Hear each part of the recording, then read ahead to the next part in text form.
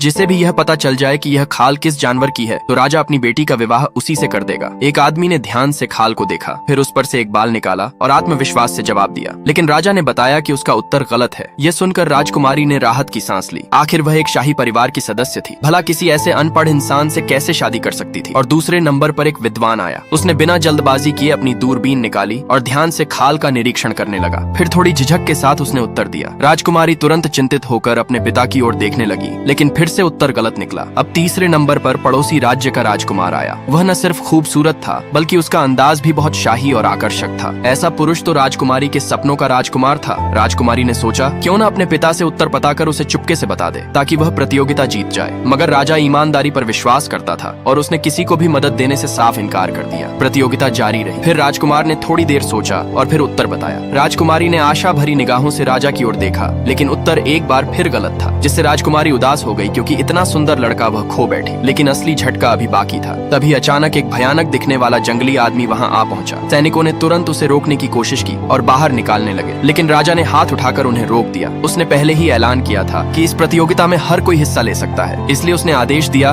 कि उस जंगली को अंदर आने दिया जाए। लेकिन किसे पता था कि उस जंगल में पले बढ़े आदमी की सूंघने की शक्ति कुत्तों से भी तेज थी। वह किसी भी जानवर को सिर्फ सूंघ कर पहचान सकता था, जिससे राजा का चेहरा एकदम सख्त हो गया क्योंकि जंगली ने बिल्कुल सही उत्तर दे दिया था, जिससे राजा चौंक गए और लड़की उदास हो गई।